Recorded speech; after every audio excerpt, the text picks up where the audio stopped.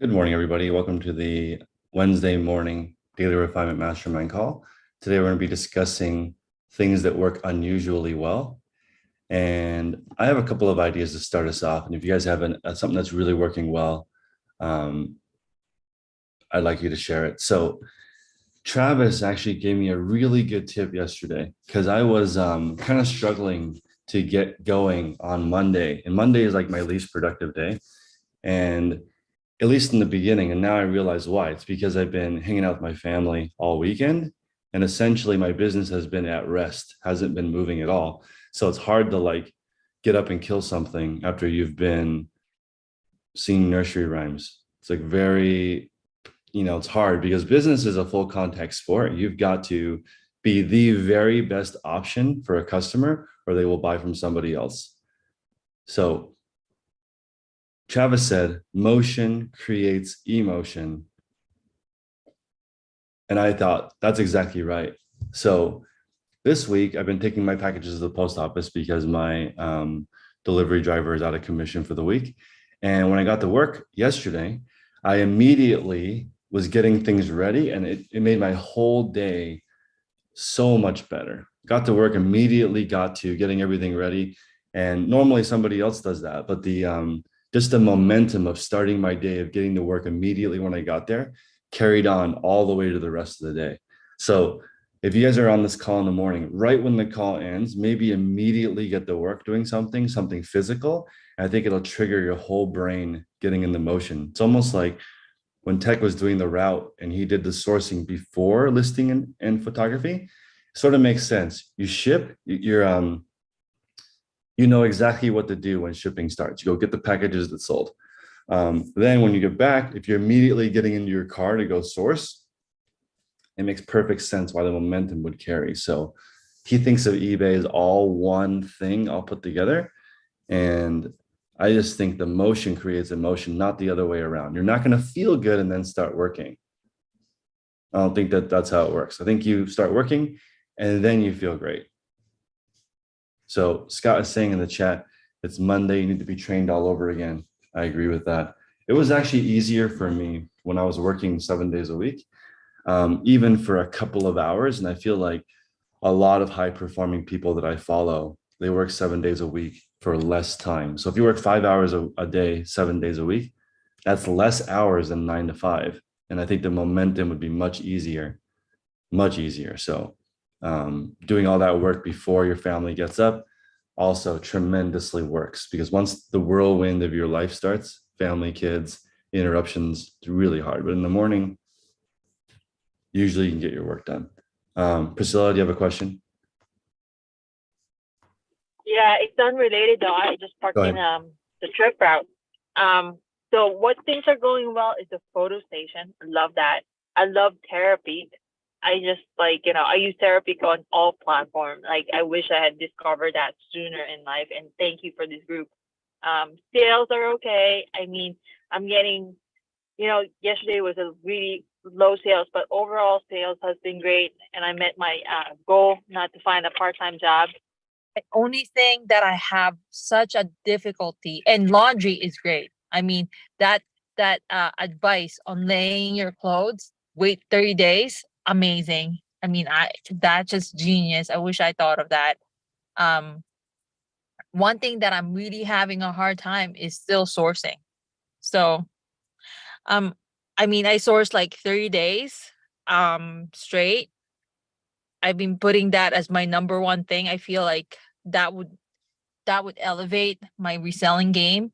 And I Yep. have such a hard time sourcing. I mean, it's really hard to find $20 profit items. How I can long have you easily find $15 profit items, how 15 to long have you been 18, looking? 3 days straight. No, I So mean, for how long? yesterday, well, some days No, I mean 4 like hours, some for days like 5 years, or how long you been going 3 days? uh well, maybe a week and a half. Okay, that's I the but same. That's the same as like I ate a salad, but I'm not skinny yet. I okay. Okay. That's like Patient. basically zero. That doesn't, Okay. you barely started looking. Okay. All right, I'm So gonna take my video you now gotta be because I'm more, you going gotta to. be more patient. Okay. All right. Yeah. I'm here at 9 a.m. at Goodwill. So Let's do it. thank you. Yeah, I'll talk to you please. soon. Yeah, I'll please, stop the video. everybody. Okay. Thank you, Priscilla. Everybody, please be patient. You're not going to find stuff immediately. 3 days is essentially zero. Because this is like, imagine you could start finding $20 items within 3 weeks. That's ridiculous. Why would nobody would struggle if you could get them that fast. You know what I mean? You got to put some time into looking and finding stuff, because there's no way you're going to find stuff that's like me. I want to be a doctor. Oh, I've been doing this for like 3 weeks. I still don't know what to do. Debbie?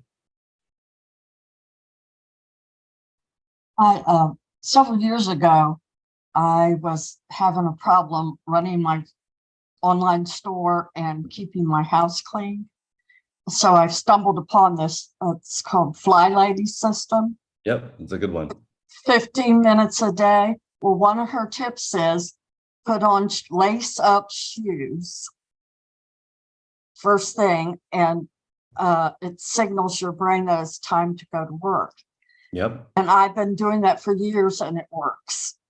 It works. I don't put my tennis shoes on until I'm ready to go to work, but then I put my shoes on and my brain says, go to work. And I work better and longer. I love it. That 100% would work. Because, we've had entire episodes on the podcast about putting on an eBay uniform and just getting ready to go, because the eBay uniform might be a bathrobe and slippers, but don't put them on until you're ready to work. Benji, good morning or good afternoon in the UK. Thank you. This is a stupid question, nothing to do with reselling, but is there a way to add this call to your Zoom, like just the Zoom application, so I don't have to go find the link every time? Yes. Also, let's see. I think you can either. How are you accessing it? On my laptop. So the laptop. Zoom application on your laptop. So are you guys saving the link, or do you guys have the URL saved, or do you have it in Zoom? How are you guys? Everybody else doing it? James uses the Zoom app. You can select the call from the drop down. Kayla types in the Zoom code every time. It's saved in your Zoom app. So you can save it in the Zoom app. How do you do that? You have to be signed in. You have to sign into Zoom. Go ahead, Isaiah. You have to be signed in. And then what do you do from there? It will automatically do it once you do it. So you have to sign into Zoom in your Zoom account. I don't know if it works the same way on the URL, but Zoom has like a application that goes on your computer. Yeah, so that's what I'm on, but I'm on Windows. So when you sign into Zoom, like you have your Zoom account, all of your previous rooms will be saved on there. You can I don't see that anywhere. On my screen I've got return to meeting, join schedule, share screen, and then at the top I've got home, mail, calendar. You won't see it over here. It's on the other side of Zoom. You have to leave out of this room and do it. But I can probably walk you through it after the call. Okay, that's fine. Do it after. No worries. Thank you. One thing that also would save a tiny bit of time is if you have on Windows, there's a program called TextBlaze, and on a Mac, you can use keyboard shortcuts to save things like the Zoom room. So I have 4 Zoom room numbers that I use.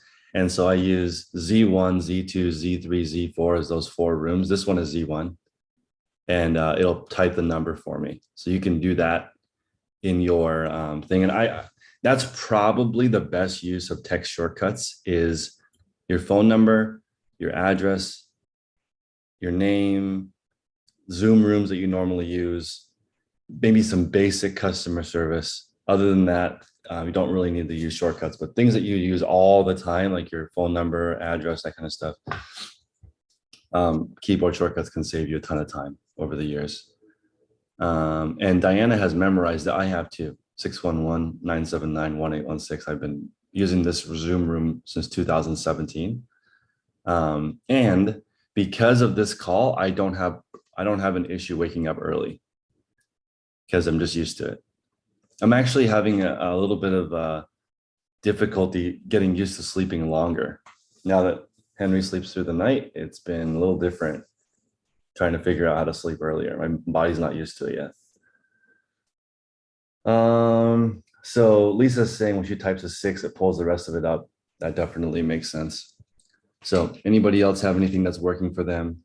Judith, I don't know if I've talked to you before. Where are you in your reseller journey? If you can chat, and what are you working on? I've been selling for since 2020, March 2020.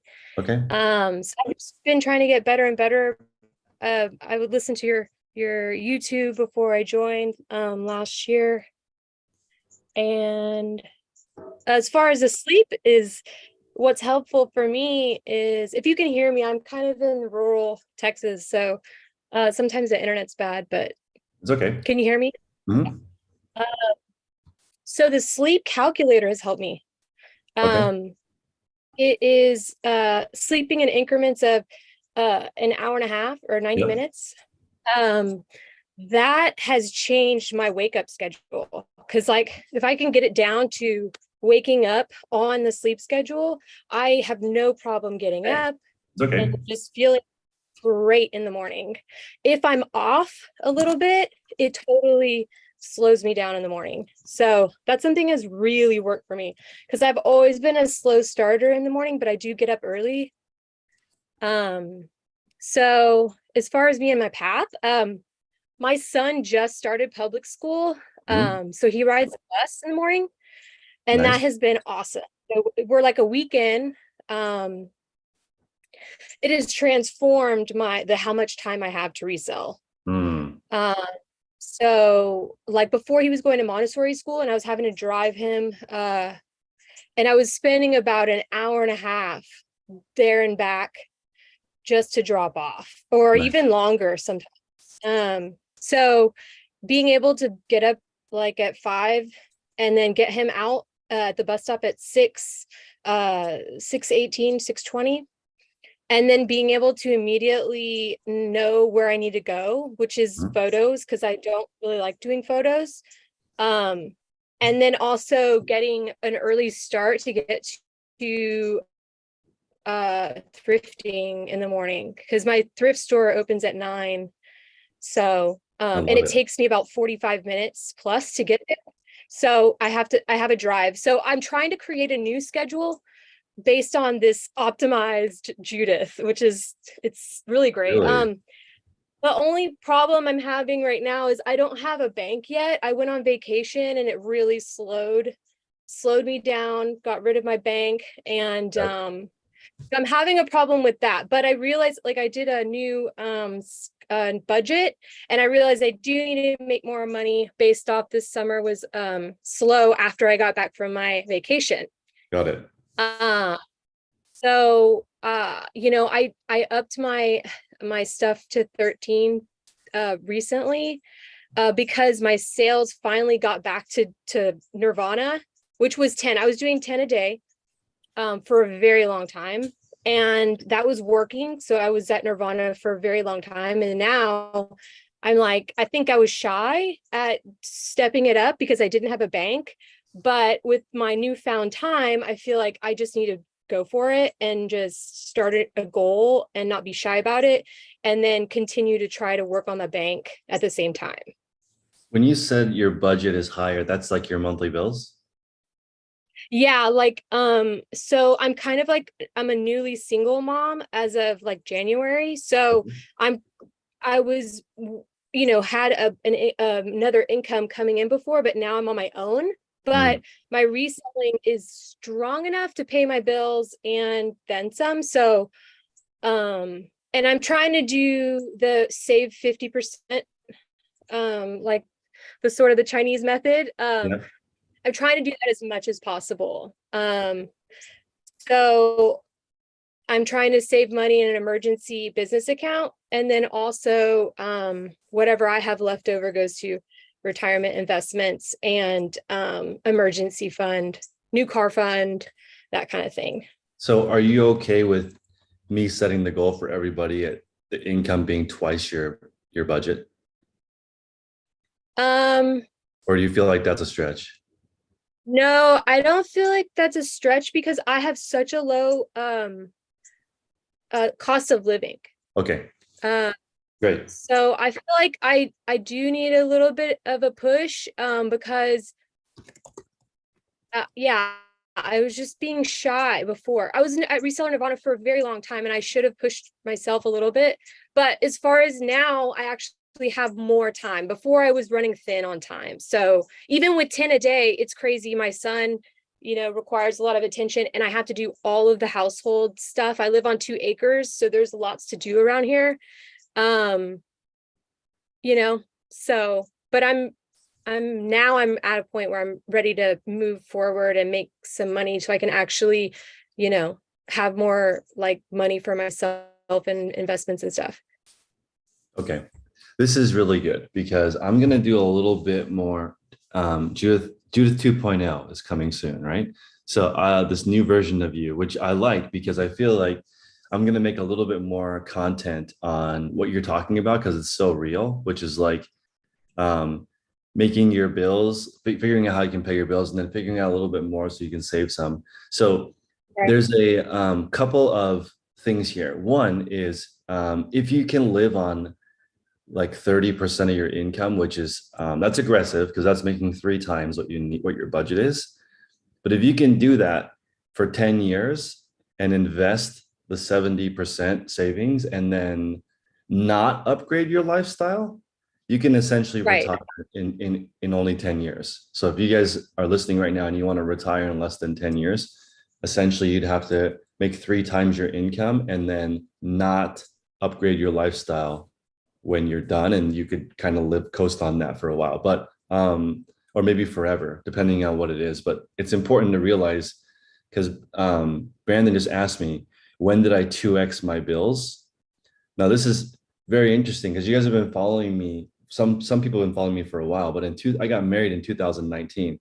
Before 2019, my bills were like $1,500 a month, like so low, and that put me in a really good position because I didn't spend any money. Now my bills are 11,000 because I went from single to married to double mortgage to 2 kids. So it's like ridiculous now. But before, right, I saved a whole bunch of money having my bills only be $1,500 a month. So like that, it is interesting, but I think everyone has these things that they go through in their life, and hopefully you guys have different, like childcare and time is all so different. My childcare is $3,800 a month. Depends on where you live and what your stuff is, but like bills can go up fast. So for me to maintain this lifestyle, I have to generate $33,000 a month and do that for 10 years to continue that lifestyle. Although my kids won't be in childcare that long, and hopefully my monthly net won't be that high, but that's just figuring out your budget is number one. I feel like one more thing that really works for me is you need a goal that's motivating enough to get out of bed and to get in the motion. And for me, just getting by is not motivating enough to do anything. It's not exciting. But if you were to make after taxes $10,000 a month, that's more exciting, right? Or after taxes 20,000 in your bank account, that means you can do whatever you want. So now it's like if you're not excited to get off your butt in the morning, your goal, in my opinion, is too low. Got to set some goals for get you excited, because reselling is a grind. And Judith, you're on your own. Who is going to save you if you don't figure this out? Nobody. Nobody. Which is kind of so you got to figure it out. Yeah, that's what I yeah, mean. that's why my business emergency fund is in the works and my regular emergency fund is in the works. So that's why it's so important, because I need time to figure it out. If I want time to figure it out, if something happens, because I only sell on eBay. So that's pretty much. Yeah, that's awesome. I love it.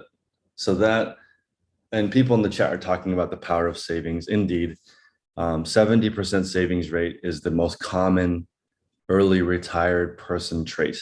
It's not how much money you make, it's your savings rate. So a lot of times it's a combination of both. People with super high income, super low bills.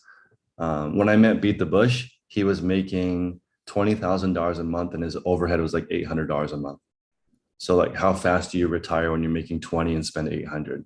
And 800 was just his HOA fee. So like I mean, hardly anything. So that's like, he got me with the clickbait. How do you live in California for under $20,000 a year?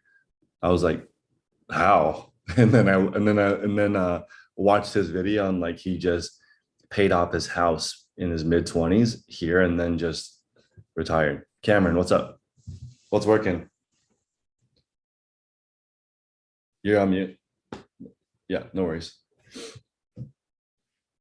Sorry, I had to click back on that. I was just kind of laughing because I just started reading the book you recommended, Profit First. Yeah. And a lot of the things you say are like inspired. I can tell are inspired from that book. And it's just such a good book. And I'm so glad you recommended it because I think everyone should be reading that book. It's just, it will save you, I feel like. I don't know. I just thought that was really cool. Yeah, thank you. Yeah, the idea of, okay, so tomorrow's podcast, everybody should tune in if you can, because we're going to be talking about text concept of your bank account goes up every month. Guys, that is a habit, right? You want the habit of your bank account going up every single month. In fact, it should go up by a specific amount every single month. This is why people can predict when they're going to retire. Have you guys seen those blogs? It's like, I'm going to retire in 17 years and 2 months. How do they know that? They know that because their bank account goes up a specific amount each month, and all they have to do is wait until that time happens. Most people who retire early actually have a job. Of course, there's plenty of rich entrepreneurs, but if you have a job that's making 200K or more and you live on 40,000, you're probably going to retire really early. And you guys can just write this down. It's the same for reselling. If you're in the top 20% of your field, you're going to make 100 grand in pretty much any field. It's just that there's so many resellers struggling that it sounds like there's not that many people doing well, but that's not true. There's so many people doing well. It's just, it's such a small percentage and those people are busy working, not complaining. So it doesn't sound like people are doing well, but like, does everyone here live within 5 hours of a rich area? Somewhere, probably in the US within 5 hours of you, there's people who figured it out. There's hills somewhere with big houses. Let's figure out what they're doing. And if that doesn't inspire you, then drive to a coast, because that's like 10x the price of everything else. And they figured it out. And some of those people, they don't even live there. It's their second home. So let's get it fired up. Yeah, oh Johnny, I'm gonna put my book list in the chat.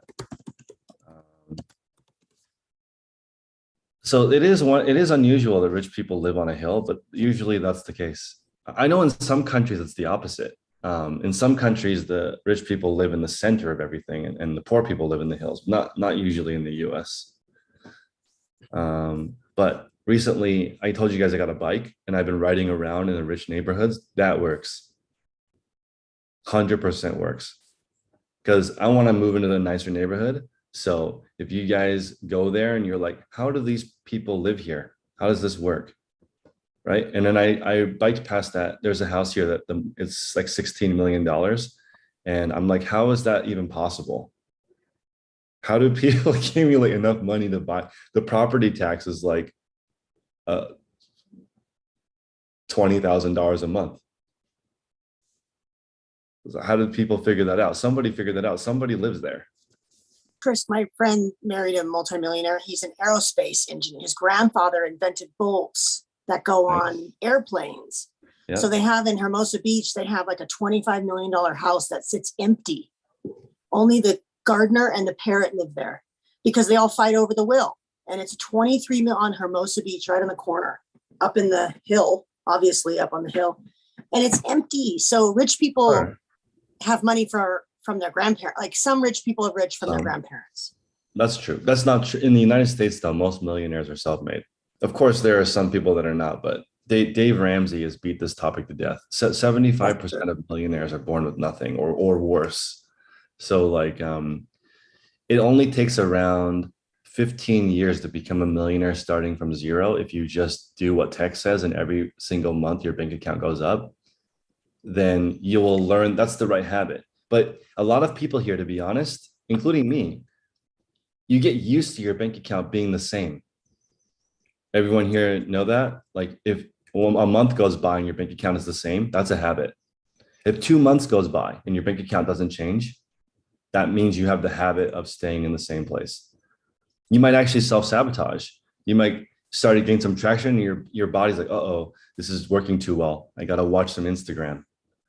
Go backwards because you're not used to that. I've heard the concept of like a wealth thermometer. Yeah, and that's right. There's a temperature you feel 100%. comfortable at. And then when you go over that temperature, you feel comfortable spending to bring it back down to the temperature you like. And then if you've got less than that, then you work to build it back up to the temperature you're comfortable about. So it's all about like keep adjusting it to get higher rather than always setting it back to the same point. Yeah, and some people like Tex, his internal thermometer is still like he's making $10,000 a year. He still spends like somebody who earns $10,000 a year, even though he's makes more than that. But his internal thermometer is still, he's still wondering if he runs his debit card, if it will bounce. Like he doesn't have the like when Eminem asked his manager if he could buy a Rolex, and his manager's like, bro, you can buy anything you want. Are you serious? He just didn't know. Because he doesn't know. He's like, I never had money. Why would I know I can afford that? I have no idea. That's like it's funny when he was wearing a G-Shock during the interview and the guy asked him like about that story, but he's like, I'm just still like a regular kid. He didn't upgrade.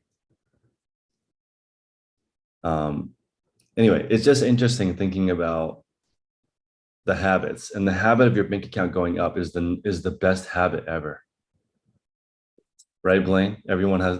I've been trolling people. Right now, what's trending on my feed is Michael Jordan because he made $3 billion this year, and I keep typing, Michael Jordan is a joke, LeBron is the GOAT, and my Facebook is on fire. But like that's it won't go off my feed for some reason. They just want to keep telling me Michael Jordan is the best, and I get it. Yeah, see, Joel is saying that Tech went through the line at the gas station twice because he wasn't sure if $20 was enough to buy what he was trying to do. But it's just your wealth thermometer. You have to actively change it. What do you guys think? What do you guys think your active, like how much money would you normally make right now in a year? What is your wealth thermometer at? What do you guys think? Doing what you do now without any changes. Go ahead. Can I say something about how Tech won't use his debit card, but he will put X $1,000 down on a really good deal? Yeah, he'll spend $1 million on something that makes sense. But if he he will spend money, he will buy things because he's bought properties, he's put large sums of money down. So he hasn't, but he knows, but only if it's like a sure thing. Yep. I was just thinking about that because I do know that he'll put down $10,000 on a good deal, but when he's in the store, I guess it's I'm pretty sure he has millions of dollars worth of equipment, but all of that stuff earns money.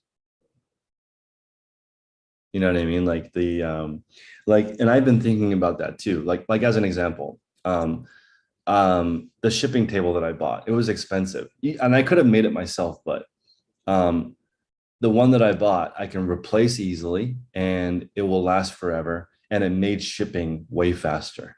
So if you can do that, right? And that's something I got to remind everybody, this is the last 2 days you can get the white papers included in the monthly subscription on Patreon. So if you guys sign up in the next couple of days, when you go through Tech's area and you look at his setup, everything is designed for speed.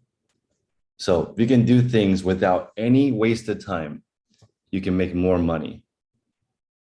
And that really helps. But back to the budget thing real quick. My budget is essentially still $1,500 a month. It's just that we added on babies and houses. I didn't really upgrade my lifestyle, minus I now drive a dad van. which is awesome and worth it. So Hanley, this is the Hanley, you're kind of the inspiration behind the last couple of weeks because we want your bank account to go up like a habit. So like it goes up a certain amount each month. Then like that's the habit that we're trying to create. So looking backwards at the result, you want the bank account to go. So that way, when you're making a decision, it's easier because you're like, hey, if I buy this right now, my bank account won't go up next month because I'm spending the growth part. Let's say that you made $2,000 profit this month, but you spent it on inventory, extra inventory, then your bank account doesn't go up. So if you have the priority of your bank account going up, I think it solves so many problems. So Kayla, internally, the wealth thermometer is like how much you can earn. So as an example, for most people, their wealth thermometer is set 1% above their bills, right? The savings rate in America is about 1%. So whatever your bills are, so Judith was doing her bills and figured out she needs, let's say, $3,000 a month. Most people would earn $3,030 a month because that's their thermometer. But like, so they can move to a different city, they could get a different spouse, they're still going to make $3,030 unless they change their wealth thermometer. Here's the thing though, if you guys pay attention in the group, Tech's wealth thermometer for how much he earns is in the millions. So if you guys are just near him, your wealth thermometer will go up. Have you guys noticed this? If you guys haven't noticed this, then you're not paying enough attention to what he says because his wealth thermometer is really, really hot. Like if you touch it, it goes up 50 grand. That's how hot his wealth thermometer is. Literally, you touch one thing that he does, it's like your income doubles because you're not used to it. You're not used to somebody operating at that pace. It's like 50 years of work every year. Guys, are you serious? He does 50 years of work every year. Kayla. You just kind of answered that, but how do you go about changing your wealth thermometer? Especially, I feel like that's something that might be like ingrained in you from the way that you were raised. Like, how do you change that? Okay, so my internal thermometer that I got is negative. My parents spent more than they had the entire time. Okay, that's negative. So that's if you're born with that, then you naturally have all those habits ingrained. You need to actively work against that. And the easiest way is to surround yourself with people that have a hotter thermometer and then just get rid of people that have a colder thermometer. Because it doesn't, like, how difficult is it if you're with a partner and they're like cold, like don't contribute at all, either to your well-being or the household, like, or they're negative, right? That's really hard. A spender and a saver, does that work out? It's hard. It's hard, but I don't know. What do you guys think? Does a spender and a saver work out ultimately? Generally not, or generally it's okay. What do you think, guys think? Well, if the saver saves enough, then it can probably cover the spender. I guess that's true. But one thing I'd noticed on the wealth thermometer front, which is slightly different, but in terms of when I started eBay, right? And when I first started purchasing items, I was very scared to part with my money. Like I was scared how much it was actually going to make me. And I didn't want to spend like, more than a couple of pounds on things. But then the more I've gone through my journey, the more comfort I've got with spending larger amounts of money to make more money. And I think my view on that sort of stuff has changed completely, which I think is a good thing because it makes you have a wealthier mindset, if that makes sense. Like you're more comfortable with larger sums of money and moving that around to make yourself more money. And it just makes a lot more sense. And you want to be comfortable at that stage rather than scared to take opportunities that you should be taking. The threshold. On that note, sorry. Go ahead. I was just going to say, I feel like when he was just talking about that made me realize that concept, I think, affects me in the way that I price my items because I'm not from money and spending money is not something that I do. Yep. So when I have a high dollar item or a desirable item, it feels uncomfortable for me to price it where people are actually might buy it at, because I'm like, I would never spend that much money on something like this. Yep. So I feel uncomfortable pricing it there. Yeah, I mean, it is interesting, right? Some people Britney Spears spends $700,000 a month on average. So, good morning. That's not even that easy.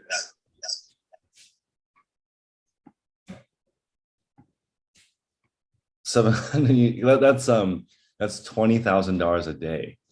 Most people don't even know how to do that. You got to be like a professional money spender to be able to spend that much money in 1 month, every single month. That I heard her accountant talking, and he said, if she could spend less than $700,000 a month, she would never have to work again, but she can't. That's why she still has to tour. And also she has a, crazy family. But, so John just turned 30 this year and he wants to plan to retire in 25 years. You hate the idea of waiting until you're 67. That's true. That's another part of the FIRE movement that I'm going to try to invent a new kind of retirement called reseller FIRE, where like you're retired, except for you need to resell to earn like health insurance and some spending money. I think a lot of people are in that position. A lot of people have pension, or they are getting close to retirement, but it's not enough to really live the life that they want. So there's a thing called barista FIRE, where you work a part-time job that's easy and low key. But honestly, yesterday in the group, I was thinking nothing is more low key than, for us, we go out, look for things, we find a couple things that we think are worth it. You could post it in the group. Are these two worth it? I did my homework. It looks like these are $20 profit. Is there anything I should look out for before I pull the trigger and spend money on these things?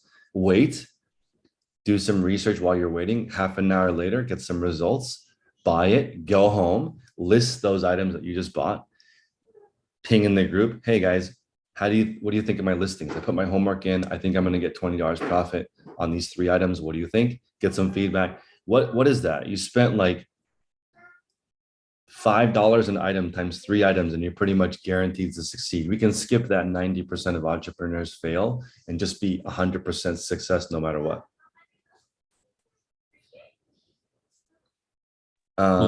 Also means you don't get bored when you're retired. That's right. And so MJ in the chat says he writes himself a specific amount paycheck quarterly that goes into his savings. I have that too. So my, thank you, MJ. She says that she writes herself a paycheck quarterly. I have that same goal of saving at least $6,000 a month into an investment account for the next 10 years.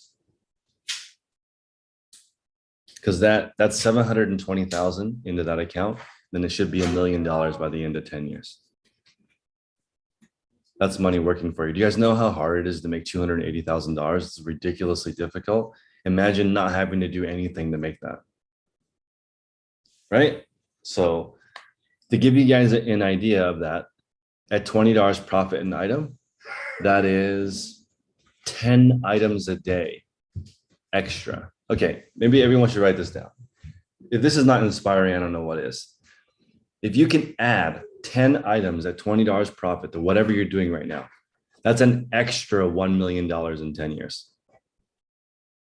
That's a lot. 10 items. No, we're not talking about some crazy amount. It is hard. I didn't say it was easy, but $1 million is a lot of money. So kind of have to work for it.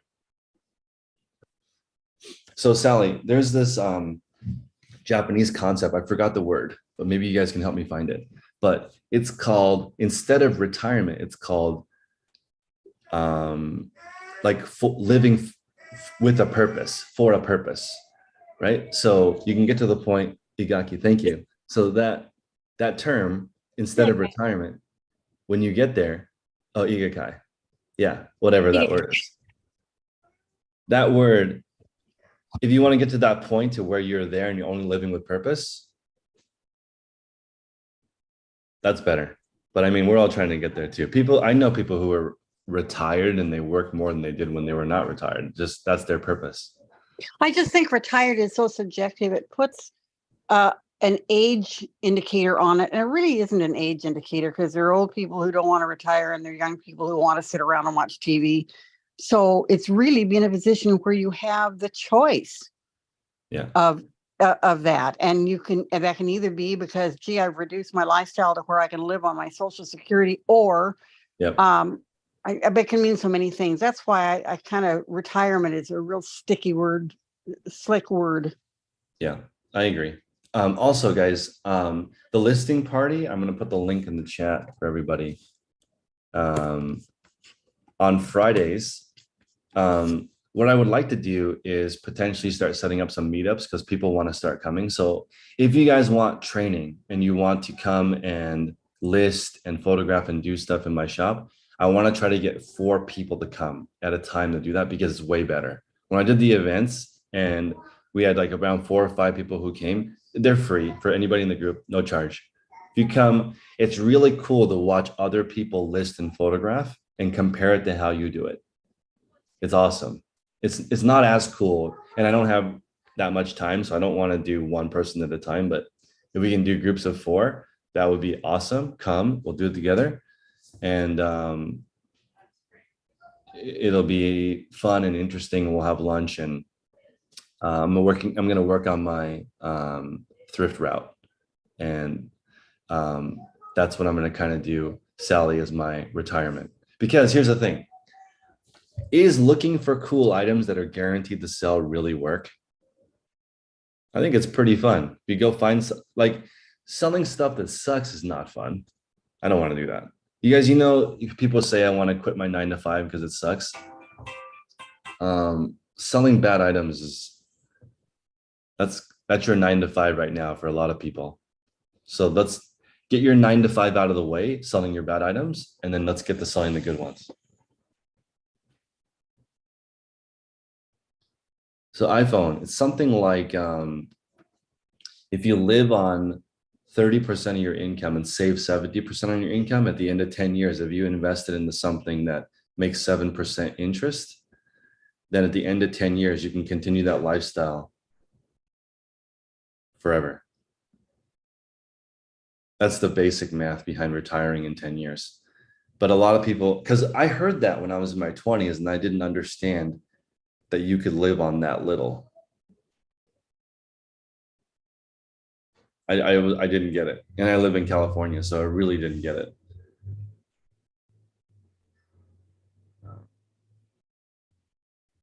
So this is interesting, right? I would say I work for Lexus. I don't know if this is interesting or not to you, but a Lexus, in my opinion, is the least flex luxury car. Does anybody disagree with me? It's the least flex. BMW and Mercedes, much more I'm the man or I'm the woman. It's not as show-offy. Would you guys say that? So the average Lexus owner has a net worth of $900,000 and they buy one in their mid-50s. It's not really a young person car. It's kind of a 55-year-old, $900,000 net worth kind of car. Interestingly enough. But like BMW and Mercedes, those are way younger and way less net worth. Isn't that interesting?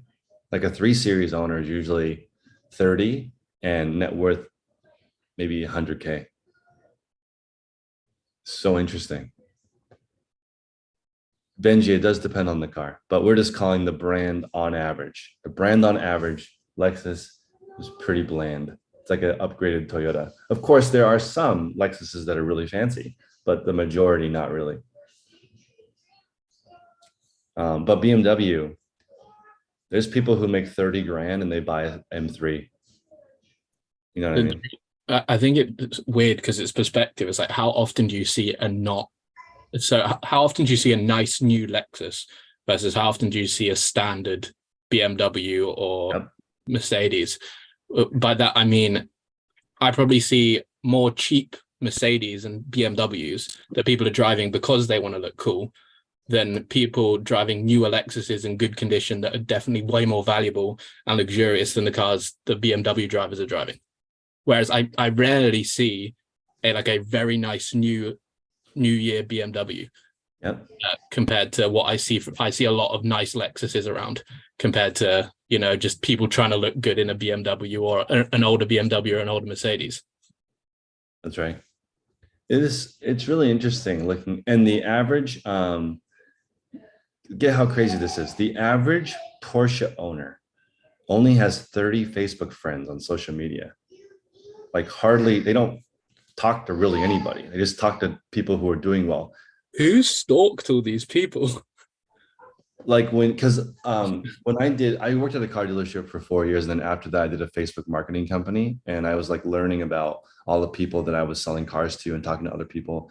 And people who drive Porsche usually have a high wealth thermometer. They hang out with other people who shake it up. So this is what's interesting.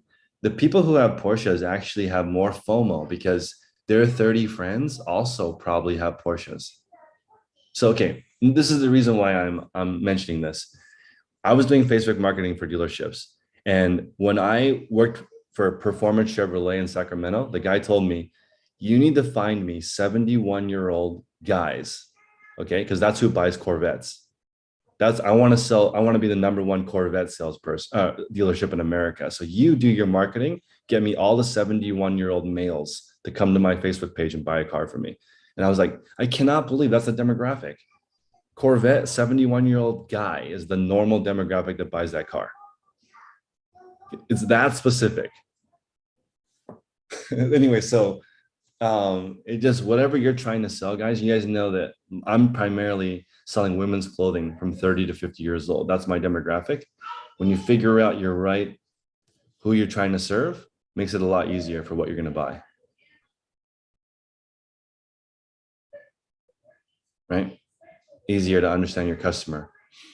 As Alex Hermosi would say, if you're trying to make under $100,000 a year, one product, one avatar, one customer, sell one thing to one customer. Much easier.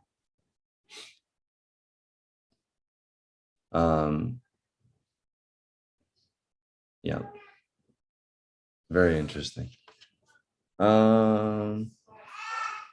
I sold when I sold the Lexus LFA, the guy put $100,000 down and his payment was $7,000 a month. Isn't that crazy? So also your sales pitch has to adjust to whoever you are talking to. So for example, if I was selling a car to Bill, I'm just going to pick on Bill. And I was like, hey, Bill, this car is $60,000. If you want to put 20% down, that's $12,000 down. Are you happy with the payment at, it would be like $1,000. Are you happy with your $1,000 payment? What do you think, right? But this guy, I didn't say that, because if I said, hey, your down payment's $100,000 and your payment's $7,200 a month, are you okay with that? He would have probably said, not really, seems kind of high. So I said, the payment is $7,200 a month. It's $100,000 down payment is what the bank wants. Do you want to do a wire transfer? Or do you want to write a check? And he said, I'll do a wire transfer, because he doesn't care about the payment. He's already at that level. Kayla, this guy spent $100,000 a month on cars. So $7,200 a month was less than 10% of the money that he spent on cars. That's how crazy it is. There's just so many levels of people that do things. And what I thought was cool is this guy has no cell phone. Can't reach him. He has 100% control of his time. Completely uninterrupted. He's in San Francisco. His name is Sego Takei. He's a restaurant owner in San Francisco. And very cool guy, very public about his cars.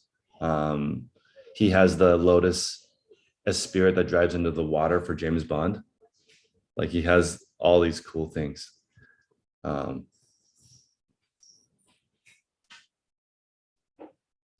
Brandon says he sees a lot of C8 Corvettes and every guy has white hair. I think so. So he does, the prefix at his restaurant is it was $77. I'm sure it's more expensive now.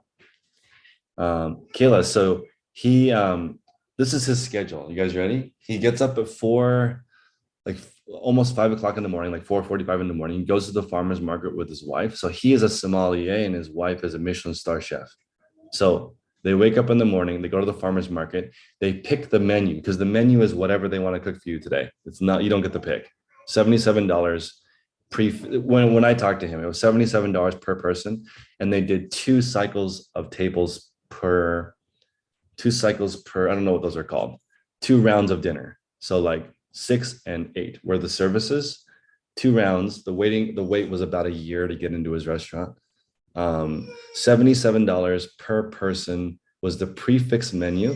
And he, on average, the bill was $1,200 for 2 people. So basically you'd spend $150 on food and $1,000 on wine.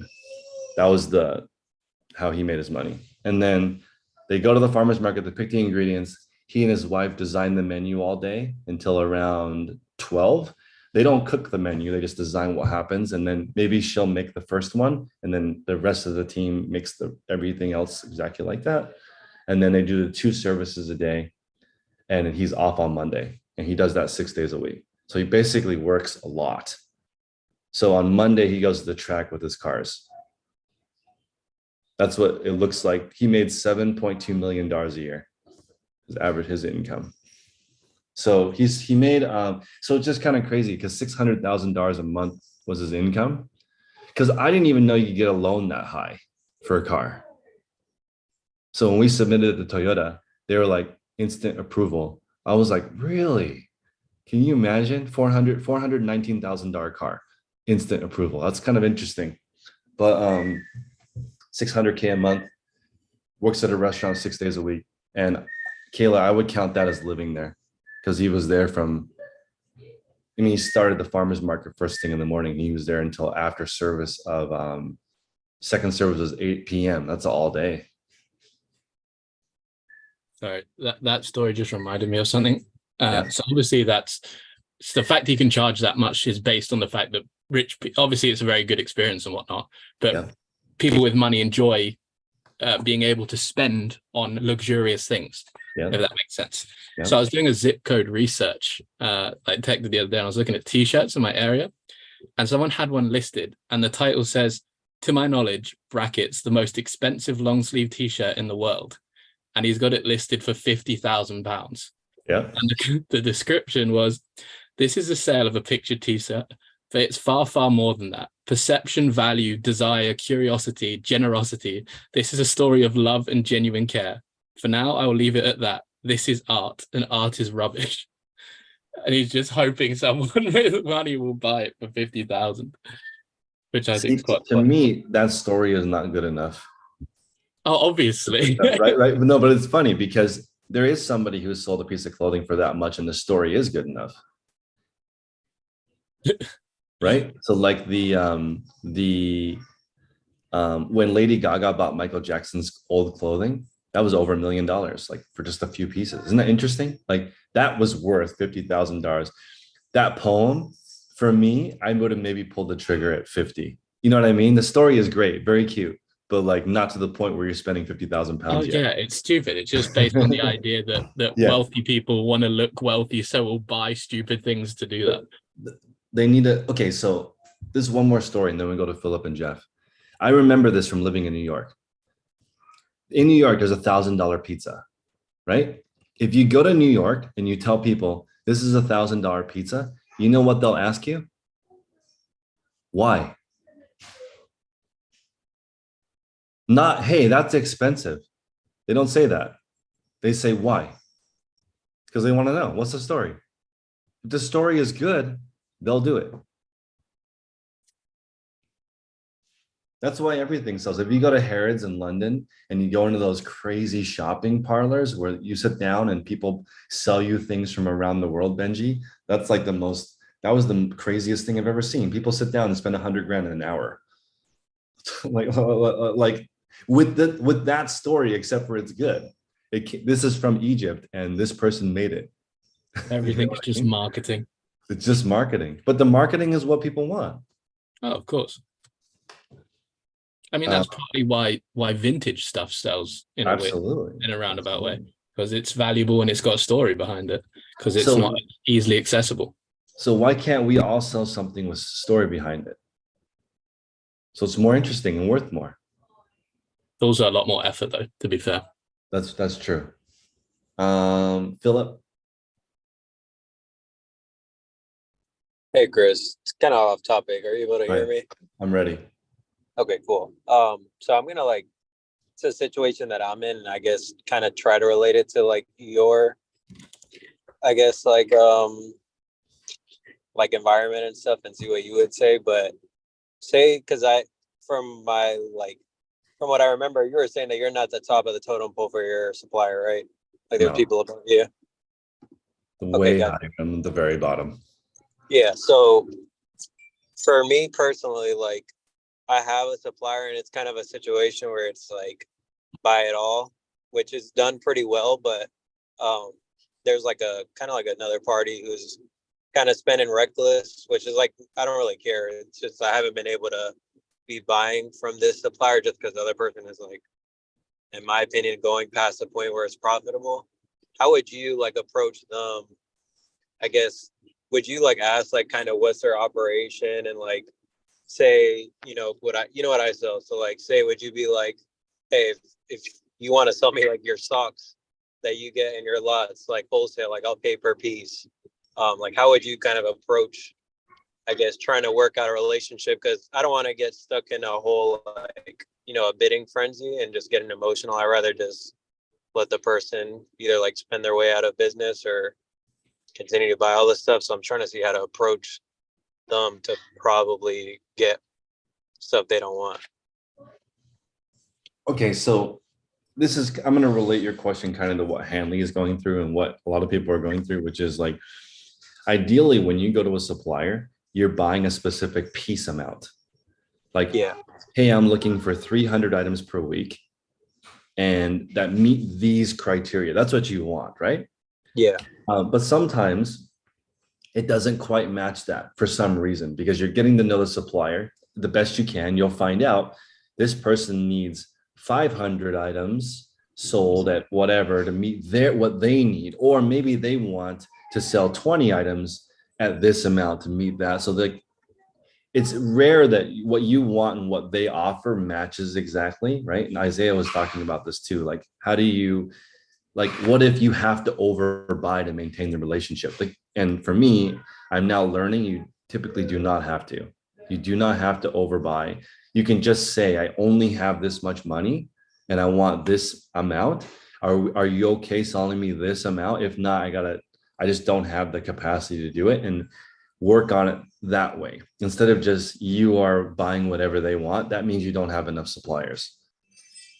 Yeah, no, and that's what I don't want to get caught in the whole like them kind of holding the upper hand. Like I kind of want to have like a boundary for myself, but it's more so like approaching the other person who's buying it. So like the other, I guess you would say like reseller, to see like how to capitalize on like maybe, stuff that they don't want. Cause like what I'm getting is like for a clothing seller, it would be like if y'all got shoes, like shirts and pants in this lot, and like you had to list all of them. Whereas like if I'm just gonna go to this person and be like, hey, like I'll buy like I would like to buy just pants or whatever, like per piece. You think it would be kind of out of pocket, I guess, to like ask them what their operation is to like gauge how to, I guess, ask the question properly? Does that make sense? Or you Yeah, think that's you have to assess what they need and try to match it the best to what you offer. So like I'm learning now that I really cannot buy the deals that are include all the stuff that I can't list. I have to say not for me. I need to get a tattoo that says not for me on my hand so I can look at it and be like, okay, you know what? This is for somebody, but not for me. I got to find a different supplier because it just doesn't work. You can't buy more goods than you can list. And also, like, I finally found some suppliers where it's okay if I buy less. That's the thing. You can't have well, I only do business with you, Philip, if you buy all of it. That doesn't work. So in the beginning, when you're meeting suppliers, you just got to move on to the next one until you're ready to be at the level where you can do a take all. Take all is the best deal, and that's where people get in trouble, because it's like, this is what happened to me at the Goodwill bins. I'll just share this story and then we'll move on. Sorry for so many stories today. When the first time I went to the bins, the guy told me 1 pallet is $40, 5 pallets is $80. Have you guys heard that before? That's how different it was on the buying power. So I'm like, dang, 5 is only twice as much as 1. Let's do it. Right. So then I remember, because my Prius fits 1 pallet. I made 5 trips and brought all that junk home. And then, but I told you guys, the guy told me not to do that. He said, look through all 5 pallets and bring home 1 pallet. I just didn't know what to buy. That's where you get in trouble with bulk buying, because like, you're not ready for that. I didn't sort there because I didn't know what was good. I didn't know how. That was the very first time I went. I'm like, there's no way I'm going to wait here all day and pick items one at a time. Now I know that's much better to go there all day and pick items one at a time. But at the beginning, I was like, no way, I'm going to buy all of it and sort it at home. Jeff? Hey, what you guys were talking about, like the story, it just made me think of how really wild a story behind something can make something just like crazy valuable. Yep. During the pandemic, there was this app, it's still around. It's called VV. I don't know, have you heard about it? It's like little digital collectibles, almost like NFTs. Yep. And new NFTs would come out and they would be like, oh, this is the first Mickey Mouse NFT. This is the first Spider-Man NFT. And I got in on it early. I just thought it was fun. I was like, whatever, didn't even think about money. And then I look at the app and my Batman is worth $17,000. Nice. My Spider-Man was, I think I sold my Spider-Man for $7,000 on eBay, and I paid $60 for it.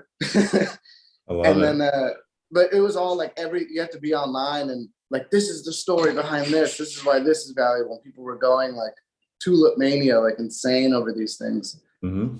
I had over hundreds of thousands of dollars that I was like, I'm gonna keep these and retire. And then I'm just looking at it now, and my Mickey Mouses.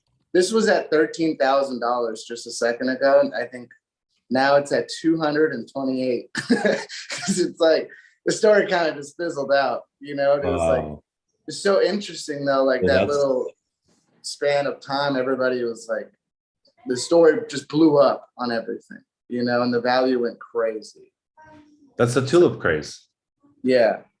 Yeah, that's exactly right. That's why it's really hard not to get greedy. But I think when the craze happens, I kind of feel like you should sell on the way up instead of, I mean, hindsight's 2020, but Yeah, definitely. Oh, you would look at it and be like, oh, the height's 10, you know, the height is 5,000. Next day it's 14,000. There was a Mickey Mouse and Walt Disney, and the height was $55,000 for one. oh my God. And then right now it's 2,000, you know. So it's like, you didn't know with this internet money, you had no idea what the hype was. But just like a blink of an eye, you know, I got my friend on the app and he hit on the first day for $50 and he was up $20,000.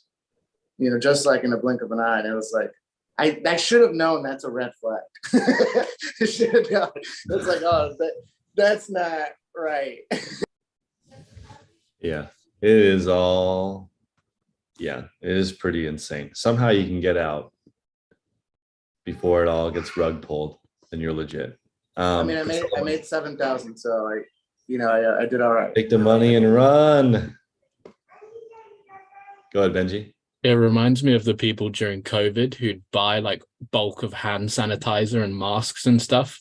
And then obviously during the hype, people were desperate around in the UK anyway. People were like buying all the toilet roll and there was none in any of the shops and no one could get anything. So people were reselling it. And then after everyone like stopped panicking, these people were just left with tons and tons of masks and hand sanitizers and toilet roll that they couldn't do anything with. That's right. We're going to switch over to Priscilla. Everybody on YouTube, remember, this is the last couple of days to sign up for their white papers for the monthly subscription. And we'll go off YouTube now and continue our beginner call off of YouTube. Go ahead, So Priscilla. Chris,